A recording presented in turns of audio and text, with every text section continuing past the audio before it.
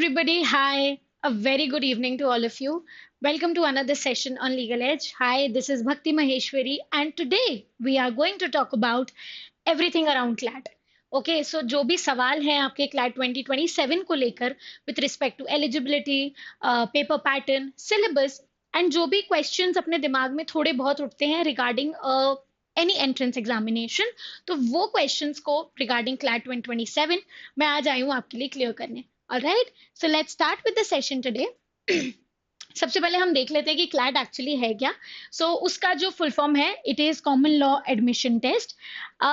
जो एग्जाम जो कॉलेजेस इसके अंडर आते हैं, they are called national law universities, also known as NLUs, and there are 25 plus national law universities which participate in the CLAT examination.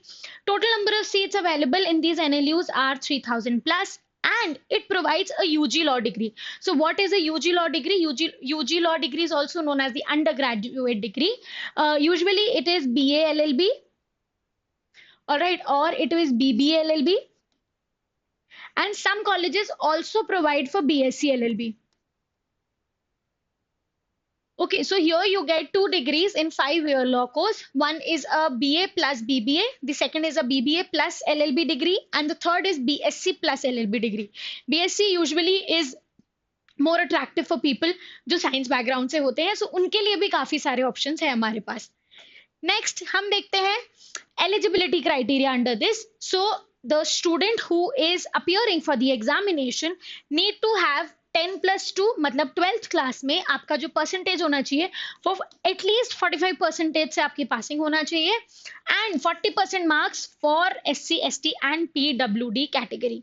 So usually हम ये बोल सकते हैं कि जो 45% मार्क्स हैं, it's majorly for general category, and for SC ST and PWD it is 40% marks. There is no age limit for the candidates, so it is nothing like an upper age limit for the candidate. The candidate of any age can give the examination, and it is open to students from all streams. So anybody from commerce, arts, humanities background, science background can also appear for the examination. अब अपन देखते हैं कि यहाँ पर जब मैं paper pattern की बात करती हूँ, so there are 120 MCQs with 120 minutes, and it is in the offline mode. So when I talk about offline mode, that means in the pen and paper mode. All right, it's in the pen and paper mode, and 120 minutes matlab we have 2 hours. Each question will have 1 mark for the correct answer and 0.25. So there is a negative of 0.25 for an incorrect answer. All right. The questions are divided into 5 sections: English, legal, GK, logical, and quantitative techniques. So these are the 5 questions, and 120 questions are divided amongst all of them with the time limit of 120 minutes. Now let's see individual section कि सारे sections में क्या क्या bifurcation रहता है, किस type के questions आ सकते हैं, and how to deal about it. The first section that we're going to talk about will be English language. It is a paper-based reading comprehension, and the type of questions will be around tone, vocab, grammar, inference. So these are the type of questions, the examples of certain type of questions that can come in the paper. So usually you have a passage, and there are 5 questions, 4 questions depending on the passage, which are on the basis of the passage only. तो हर passage में आपको 5 question मिलेंगे, और वो जो 5 question होंगे उस passage के अराउंड ही होंगे. अब वो 5 क्वेश्चन अलग अलग वैरायटी के हो सकते हैं. कोई टोन का क्वेश्चन हो सकता है, कोई ग्रामर का क्वेश्चन हो सकता है, कोई direct inference from the passage भी आपसे मांग सकता है, या ऑथर क्या सोच रहा है around these. Regular reading is the key to improvement. So यहाँ पर to improve in a reading section, it is very important that you understand कि reading आपको on a daily basis करना है. आप reading के लिए newspaper को refer कर सकते हो, online articles को आप refer कर सकते हो. Online articles और newspaper बहुत अच्छा source है for you to cover up with your reading. Because CLAT as an examination overall अगर देखें तो it is a lot, it requires a lot of retention and concentration level obviously.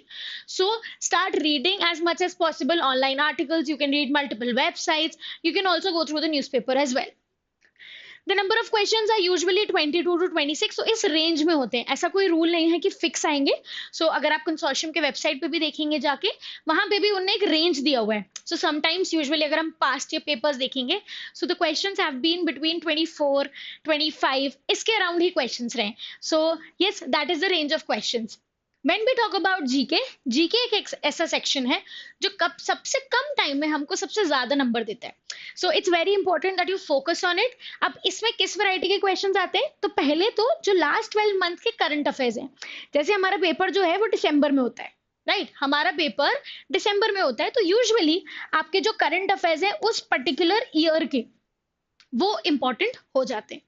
The next is that it would include. So now what kind of news that it will include is national and international current affairs as well as static. अब static GK क्या होता है? Static GK वो होता है जो already चीज हो चुकी है, the thing which is fixed. Alright, so history, political science, geography इस टाइप की जो चीजें already हो चुकी है, राइट बट जो हमारे करंट अफेयर्स है वो अभी एट प्रेजेंट हमारे दुनिया में around us in the country as well, whatever news that is happening that will come under current affairs. So वो प्लस हमारा स्टैटिक. सो कंसोर्शियम ने ऐसा नहीं बोला है कि हम सिर्फ स्टैटिक देंगे या हम सिर्फ करंट अफेयर्स देंगे. They can give us a mix of both. They can only focus on either of them. Alright, so we need to be prepared for both of them.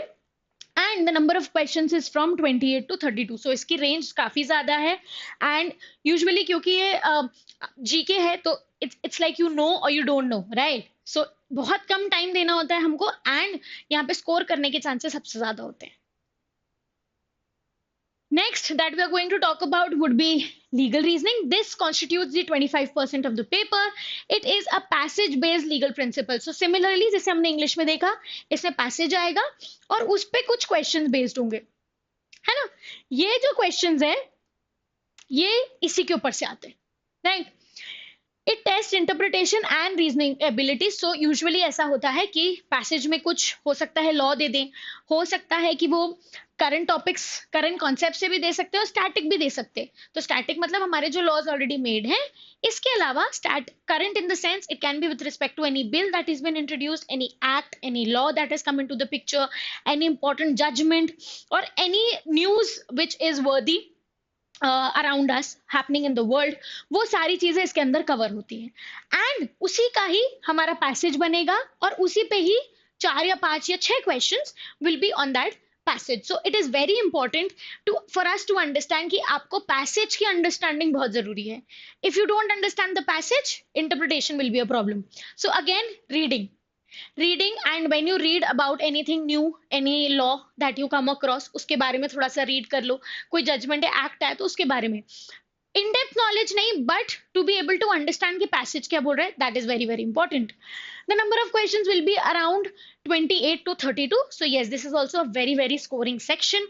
And अगर आपका legal language बहुत अच्छा हो गया, obviously with time which is very much possible, so जैसे जैसे आपका language अच्छा होता जाएगा इस सेक्शन में नंबर बढ़ाना बहुत ईजी हो जाएगा. The fourth section that we are going to talk about would be logical reasoning section, जो कि 20% of the paper होता है. अब logical reasoning section में दो चीजें, एक है हमारा critical reasoning के passages और एक है हमारा analytical reasoning के topics. So लास्ट ईयर के क्लैट के पेपर में भी हमने देखा that it was completely analytical reasoning पे बेस्ड थे. वो थोड़े से एक दो क्वेश्चंस थे जो सीआर के आसपास आए थे, बट मेजरली एनालिटिकल रीजनिंग आया था. So critical reasoning is with respect to जब किस टाइप के क्वेश्चंस पूछ सकते हैं आपसे, जैसे कि arguments, assumptions, conclusion, strengthening, weakening type questions. So ये पैसेज बेस्ड होता है. तो जब हम सीआर की बात करते हैं तो ये होता है पैसेज, या आप बोल सकते हो रीडिंग वाला, ठीक है. पर जब हम एआर की बात करते हैं तो इसमें डेटा अरेंजमेंट, सीटिंग अरेंजमेंट, ये सारी चीजें होती है. तो ये थोड़ा सा सॉल्विंग वाला हो जाता है, ठीक है. सो हो सकता है दोनों आ जाए, हो सकता है कोई एक आए, but we need to be prepared for both of them. So CR में मेजरली इस टाइप के क्वेश्चंस आते हैं, स्ट्रेंथनिंग, वीकनिंग, ऑथर क्या पूछना चाह रहे हैं, मेन आइडिया, ये सारी चीजें इसमें आती हैं. वेराज एआर में डेटा अरेंजमेंट, सीटिंग अरेंजमेंट, इस टाइप के क्वेश्चंस, इस टाइप के पैसेजेस आते हैं. The range of the questions is usually around 22 to 26. The last section is quantitative techniques, जो यूजुअली बहुत ज्यादा डर लगता है लोगों को, बट इतना बहुत डिफिकल्ट नहीं है. अप टू 10th क्लास तक की मैथ्स आती है. सो आपके बेसिक कॉन्सेप्ट्स अगर अच्छे हैं, you will be able to ace this section rather in a really easy way. Alright, the data interpretation through passages. So basically आपके जो बेसिक कॉन्सेप्ट्स होते हैं, एवरेज, रेशियो, प्रोपोर्शन, परसेंटेज, तो इनके पैसेजेस कंबाइन होके कुछ एक पैसेज बन के आएगा which is called a DI, और उस पे 5 या 6 question they will ask you. The topics can be ratio, percentage, profit and loss, average. These are the kind of topics. तो ये हमने 10th क्लास तक any which way सबने पढ़े हुए हैं. हमको बस इनको थोड़ा सा passage form में solve करने की आदत नहीं है. So we just need to get used to it for us to be able to ace in this section. The total number of questions in this section are usually from 10 to 14. So doable है. अगर daily basis पे आप practice करोगे, daily basis पे जो आप AR में भी कर सकते हो, रादर डेली बेसिस पे अगर आपने प्रैक्टिस करी तो एआर और क्यूटी आप बहुत आराम से निकाल सकते हो. So you might feel that बहुत ज्यादा डर लग रहा है, शायद नहीं समझ में आ रहा है, बट वो डेली बेसिस जब प्रैक्टिस आती है तो वो इजीली कवर एक्चुअली हो जाता है. ठीक है. So yes, these were the 5 sections and the paper pattern that we talked about today. So I hope CLAT को लेके जो आपका क्वेश्चंस थे, अगर छोटे मोटे क्वेश्चंस आ रहे थे दिमाग में, तो वो अब क्लियर हो गए होंगे रिगार्डिंग द पेपर पैटर्न और द एलिजिबिलिटी और the syllabus rather. And yes, I hope now you can start with the preparation in a lot better way. So all the best. Thank you so much. Bye bye.